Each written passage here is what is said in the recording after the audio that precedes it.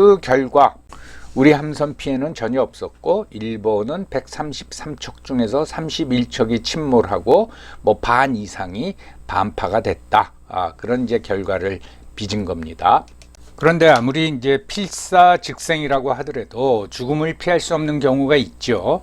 뭐 대표적인 게 안중근 의사하고 윤봉길 의사 아닙니까? 안중근 의사가 하얼빈역에서 이토 히로부미를 향해 저격을 했을 적에 잡히면은 죽는다라는 걸 몰랐을까요? 또 윤봉길 의사도 상해 홍코우 공원에서 도시락 폭탄을 던졌을 적에 이건 잡힐 게 뻔하고 잡히면 나는 죽는다.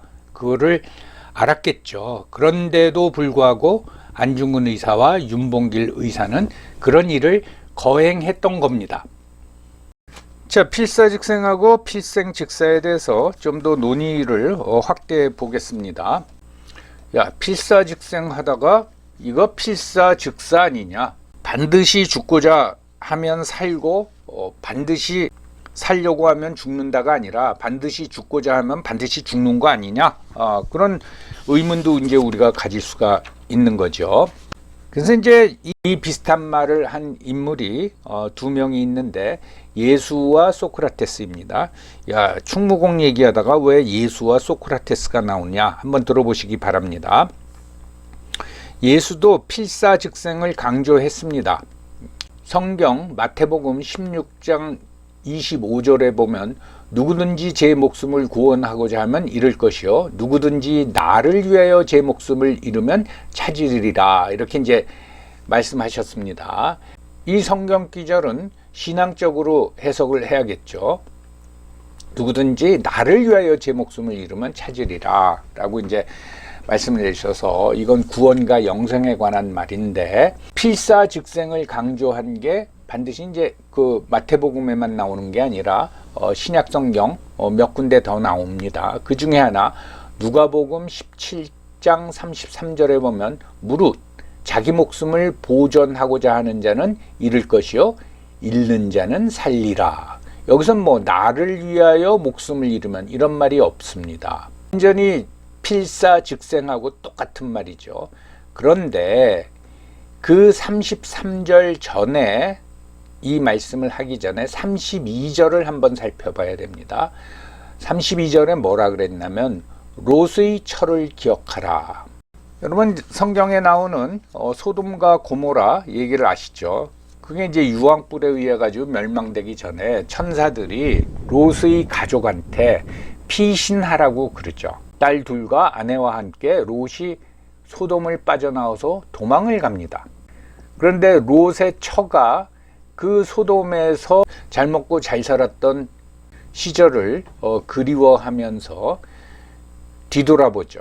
그래서 그 소돔을 쳐다봅니다. 그때 이제 소금 기둥이 되었다고 그러지 않습니까?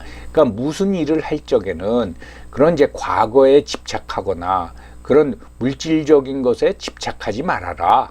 그렇게 되면은 목숨을 잃고 소금 기둥이 되어버린다. 그러면서 무릇 자기 목숨을 보존하고자 하는 자는 잃을 것이요 잃는 자는 살리라 라고 이제 예수도 말씀을 드렸어요. 이렇게 말씀하신 예수도 결국은 로마 총독의 판결에 의해 가지고 십자가에 처형됩니다. 본인은 필사즉생이라고 말하고 결국은 죽었네, 이렇게 평가할 수 있죠. 그렇지만 300년 후에 어떤 일이 일어납니까? 313년에 기독교가 공인이 되고, 그리고 326년에 자신을 처형했던 로마가 기독교를 로마 국교로 선포하게 되는 거죠. 이건 뭐 역사적 사실 아닙니까?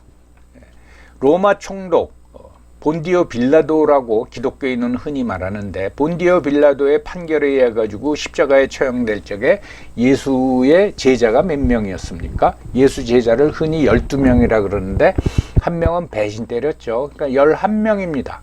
이 11명이 자기의 스승이 죽은 후에 그 신앙을 지키고 또 전파함으로써 300년 후에는 기독교가 공인이 되고, 그리고 심지어는 로마 국교로 선포되는 겁니다. 만약 다빈치 코드에 나온 것처럼 예수가 무슨 뭐 그 처형을 피해 가지고 유럽으로 지금의 이제 유럽 대륙으로 도망을 갔다.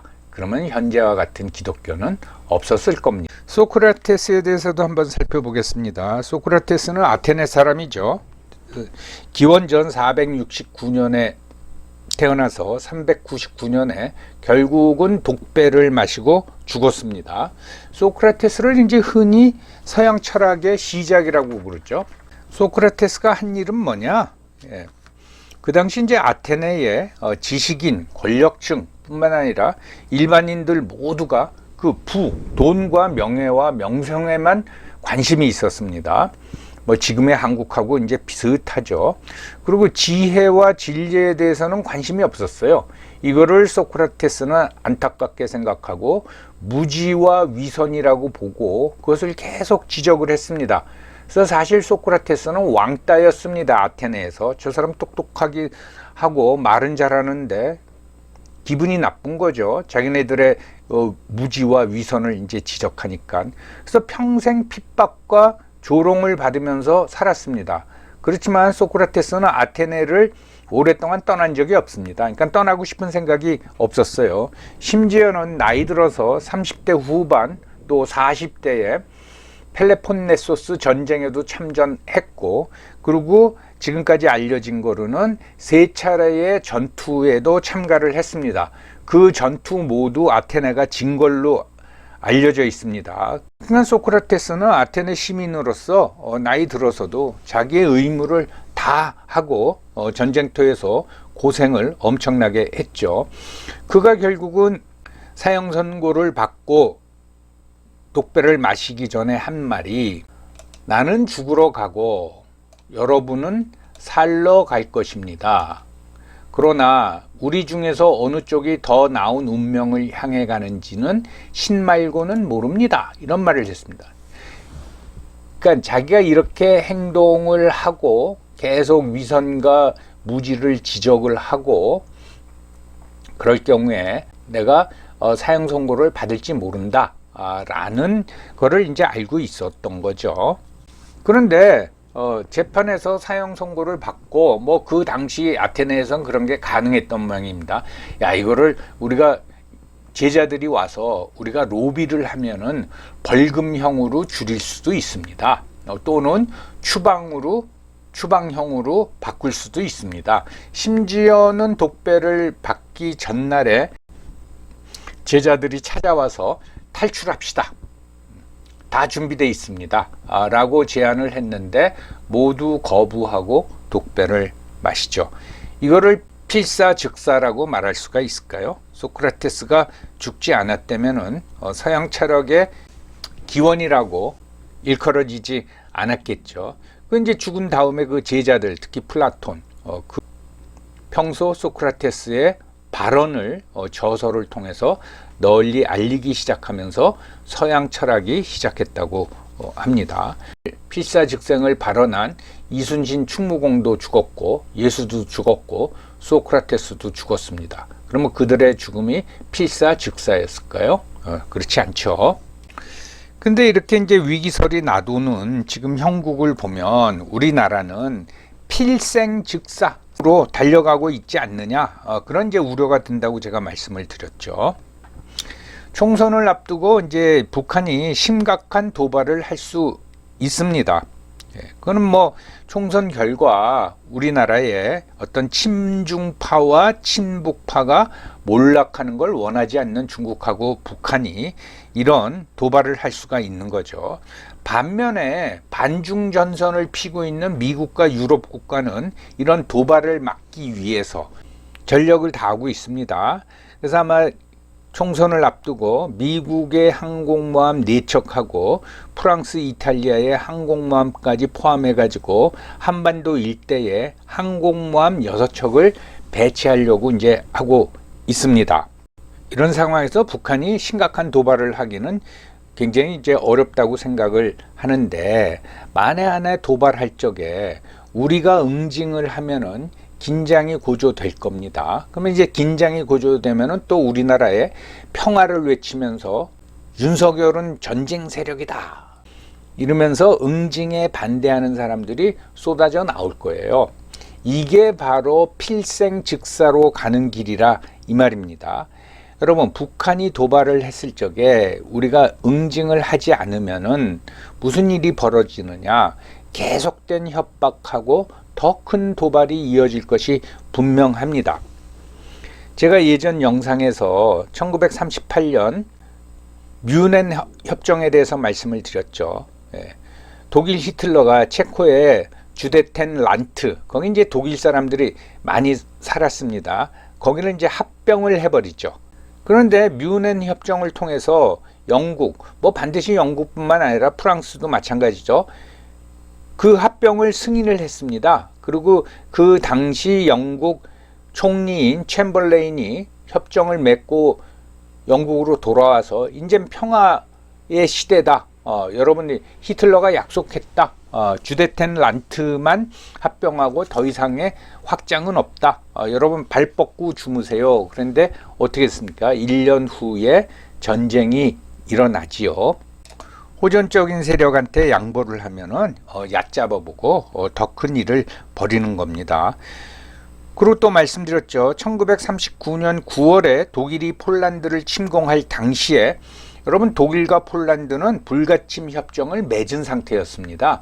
뭐 폴란드 사람들이 그 불가침 협정을 맺고 좀 안심을 했겠죠. 근데 이제 침공해 버리는 겁니다. 그것뿐만 아니라 폴란드를 침공하면서 동서로 나눠 먹었던 소련, 그 소련을 1941년에 독일이 침공을 하죠. 그 당시도 독일과 소련은 불가침 조약을 맺고 있었습니다. 소련이 그러한 독일 소련 불가침 조약 때문에 좀 독일의 침공 가능성에 대해서 좀 느슨하게 준비했겠죠. 그래서 결과는 어떻게 됐습니까? 독소 전쟁이 일어나 가지고 소련 사람 2천만 명 이상이 사망을 했습니다. 그리고 뮌헨 협정에서 영국과 프랑스가 히틀러한테 양보함으로써 결국은 1년 후에 전쟁이 일어나고 그 전쟁이 6년 동안이나 진행되면서 유럽 대부분이 이제 파괴된 거죠. 도발을 하는데 응징을 회피하면 이런 상황이 나타나는 겁니다. 그래서 가령 심각한 도발이 있는데 우리가 응징을 안 한다. 뭐 평화가 중요하다 하면서 응징을 안 하면은 우리는 우방국의 신뢰를 잃을 수도 있습니다. 그렇지 않습니까? 북한에 비해서 남한이 국력이 뭐 40배, 50배가 강하고 세계 5위의 국방력을 가지고 있다면서 북한이 도발을 해도 하나도 응징을 안 한다 그러면 이 나라는 겁이 많구나. 라고 이제 우리에 대한 신뢰를 거둬들이겠죠. 그런 면에서 저는 2010년 11월에 있었던 연평도 포격 사건에 대해서 굉장히 안타깝게 생각을 합니다. 우리 영토에 북한의 포탄이 수십 발이 떨어지고 사망자가 발생했는데 당시 이명박 대통령이 뭐라고 얘기했냐면 확전하지 말고 상황을 잘 관리해라. 저는 이걸 보면서 평생 돈만 추구한 사람은 국가의 지도자가 될 자격이 없구나 라고 이제 생각을 했습니다. 여러분, 선거를 앞두고 뭐 도발을 할지 안 할지는 모릅니다. 저는 이제 뭐 심각한 도발을 못할 거라고 보고 있는데, 도발을 하던 안 하던 우리나라는 항상 도발과 분쟁의 위기 속에서 살고 있습니다. 그러려면 그 위기 가운데서도 우리가 이만한 풍요와 번영을 구가하고 있다면은 그것을 지키기 위해서는 각오로 임해야 된다, 그 말씀입니다. 오늘도 경청해 주셔서 감사합니다.